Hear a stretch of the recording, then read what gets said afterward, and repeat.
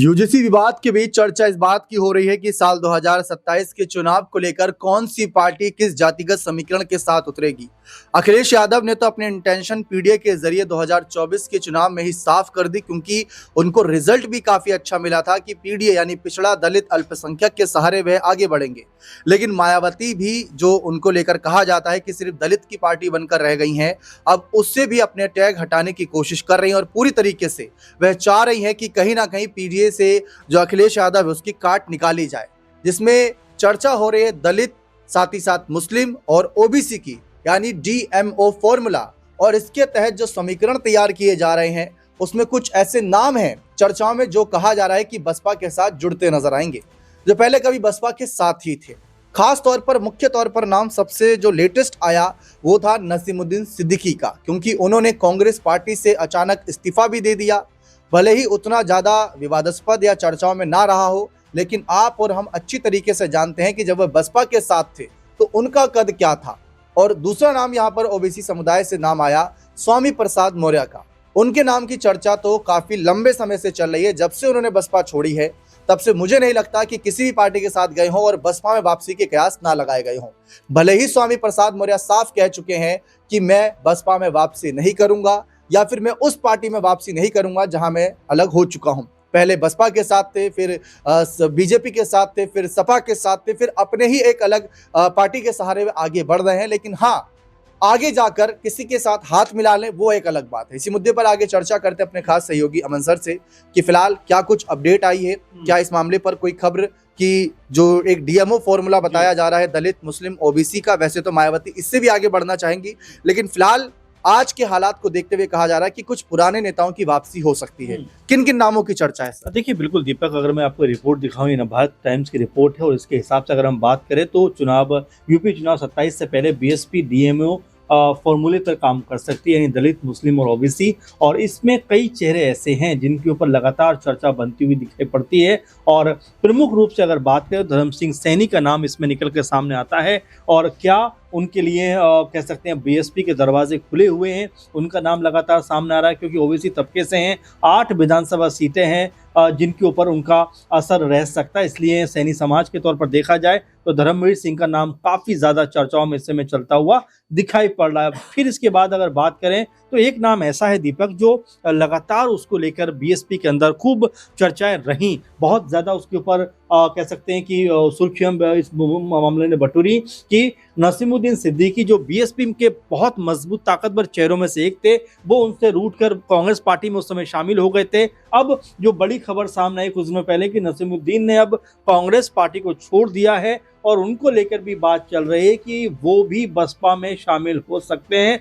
तमाम जो कह सकते हैं नाराजगी थी वो यहाँ पर खत्म होती हुई दिखाई पड़ सकती है। और देखिए, राजनीति में ये कहा भी जाता है दीपक कि जो पॉलिटिकल नाराजगी होती है वो नफ़ा और नुकसान पे तय होती है। इसीलिए यहाँ पर नसीमुद्दीन सिद्दीकी का नाम जोरों शोरों से चल रहा है कि जिस तरह से मायावती के साथ मिलकर उन्होंने बीएसपी को मजबूती दी थी और यहाँ तक कि 2007 में बीएसपी अपने बूते यानी पूर्ण बहुमत के साथ में यूपी की सत्ता पर आकर बैठी थी। तो अगर नसीमुद्दीन सिद्दीकी आते हैं तो मुस्लिम कह सकते हैं वोट बैंक है वो एक बार फिर मायावती की तरफ जा सकता है। और वहीं अगर स्वामी प्रसाद मौर्य का जिक्र करें, जिनको लेकर अमूमन चर्चाएं चलती रहती है, अमूमन बातचीत होती रहती है, क्योंकि अपनी अलग पार्टी उन्होंने बनाई, उससे पहले बीजेपी में शामिल रहे, सपा में शामिल रहे, लेकिन कोई बड़ी सफलता उनको नहीं मिली। तो ऐसे में उनकी वापसी के कयास लगातार लगाए जा रहे हैं कि क्या बीएसपी में स्वामी प्रसाद मौर्य की वापसी होती हुई दिखाई पड़ेगी। और जैसा मैंने कहा कि राजनीति में बहुत सारी जो बातें होती है वो अपना फायदा नुकसान देखकर तय होती हैं। देखिए, पॉलिटिकल रंजिश, पॉलिटिकल दुश्मनी, ये सब शब्द जो होते हैं बहुत पीछे छूट जाते हैं। जब आपको ज़रूरत होती है तो ये सब बातें ख़त्म हो जाती हैं। अब आप देखेंगे महाराष्ट्र में कि 20 साल से भी ज़्यादा वक्त से जो ठाकरे जो ब्रदर्स थे, भाई थे राज ठाकरे, उद्धव ठाकरे, वो अलग अलग राहों पर चलते हुए दिखाई पड़े। लेकिन जैसे उनको लगा कि साथ आने का ये बेहतर मौका है, वो साथ आए और यहाँ पर मिलकर उन्होंने कह सकते हैं कि बीएमसी का चुनाव लड़ा और 71 सीटों पर दोनों भाइयों ने मिलकर सफलता अर्जित की। तो हो सकता है मायावती की जो रणनीति है, जो हम बात भी कर रहे हैं कि यहाँ मायावती अपनी रणनीति में कोई बड़ा परिवर्तन कर सकती है और आने वाला चुनाव जो है वो डीएमओ के फॉर्मूले के तहत चुनाव में जाती हुई वो दिखाई पड़ सर, सकती है। हाल ही में मायावती ने अपने जन्मदिन के मौके पर ये बात रखी थी कि अगर कोई पार्टी उन्हें ये भरोसा दिलाती है जी। कि हम गठबंधन करते हैं तो हम अपना जो एक वोट बैंक है आपकी तरफ ट्रांसफर करेंगे, क्योंकि मायावती का यही आरोप रहा है जो उनको लेकर कहा जाता है कि बसपा क्यों नहीं किसी से गठबंधन करती। तो उन्होंने कहा कि हमने गठबंधन किए हैं पिछले कुछ सालों में, जी। लेकिन उसका जो असर है वो सामने वाली पार्टी पर तो पड़ता है हमारे वोट बैंक का, लेकिन हमारे वोट बैंक पर उसका असर बिल्कुल नहीं पड़ता। तो इसी कारण की वजह से बसपा कहीं गठबंधन नहीं कर रही है। अब स्वामी प्रसाद मौर्य की एक पार्टी है, ओवैसी की पार्टी की चर्चा हो रही थी कि भाई मुस्लिम समुदाय, जिस तरीके से हमने बिहार में देखा, जो बसपा का एक विधायक जीत कर आया था उसने एआईएम का भी झंडा लगा रखा था अपने पीछे, तो वो चर्चा का केंद्र बना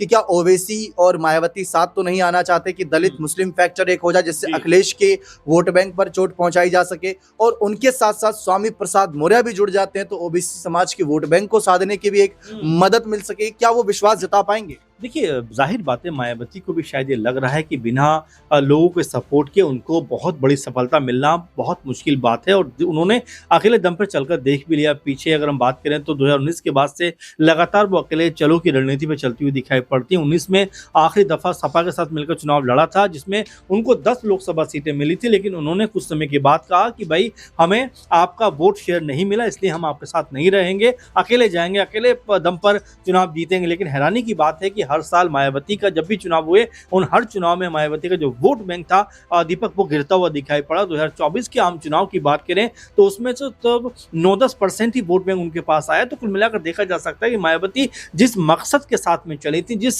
कह सकते हैं कि जिस चीज को लेकर वो आगे बढ़ी थी कि अकेले दम पर बहुत बड़ी सफलता वो अर्जित कर पाएंगी, वैसा होता हुआ दिखाई नहीं पड़ा। इसीलिए अब लगातार नामों पर चर्चा हो रही है, चाहे नसीमुद्दीन के नाम पे बात करें, धर्मवीर सिंह सैनी के नाम पे बात करें, स्वामी प्रसाद मौर्य के बारे में बात करें, चाहे एआईएम के जो अध्यक्ष हैं ओवैसी उनके बारे में बात करें। यहाँ पर हर जगह मायावती कहीं ना कहीं ये देखने में लग गई हैं कि उनको किस तरह का पॉलिटिकल फायदा होता हुआ दिखाई पड़ेगा।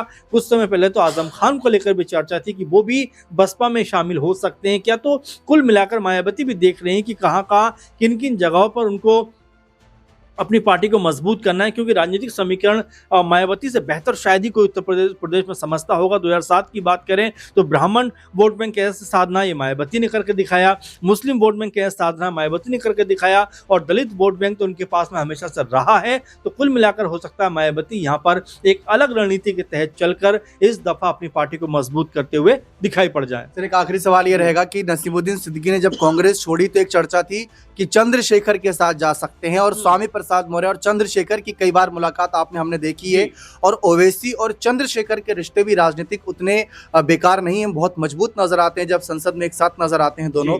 तो क्या वो रोकने के लिए मायावती इन सबको साथ सकती है? देखिए, जाहिर बात है, क्योंकि आप देखेंगे मायावती का कद आज भी बहुत मजबूत है। आजाद के बारे में बिल्कुल आप देखेंगे, बात करेंगे तो चंद्रशेखर आजाद भी हमेशा से बहन जी यानी मायावती जी की तारीफ करते हुए दिखाई पड़ते हैं कि जो संघर्ष और जिस तरह की मजबूती दलित समुदाय को मायावती ने दी, वैसी किसी ने नहीं दी। तो इसीलिए वो भी कहते हैं कि हम भले ही अलग राहों के राही हैं, लेकिन हमारा मकसद एक ही है। और देखिए, राजनीति में कब क्या हो जाए नहीं कहा जा सकता। हो सकता कल जो है आजाद समाज पार्टी जो है बीएसपी के साथ मिलकर चुनाव लड़ रही हो सकता है ओवैसी उनके साथ में नजर आते हैं, हो सकता है स्वामी प्रसाद मौर्य भी साथ में दिखाई पड़ते हो। तो ये कह सकते हैं कि आम बात है राजनीति में कि कब कौन सा जो चेहरा है, कौन सी जो पार्टी है, वो कब किसके साथ हो जाए नहीं कहा जा सकता। लेकिन अभी चूंकि 1 साल का वक्त है विधानसभा चुनाव में उत्तर प्रदेश के, तो हो सकता है यहाँ से कोई बड़ी रणनीति बनती हुई दिखाई पड़े। क्योंकि मायावती, जैसा मैं फिर कहूंगा ये बात को लेकर कि मायावती उत्तर प्रदेश की राजनीति की बहुत मजबूत और धुरंधर प्लेयर के रूप में देखी जाती है। 3 से 4 बार मुख्यमंत्री वो रह चुकी हैं, अपने दम पर सरकार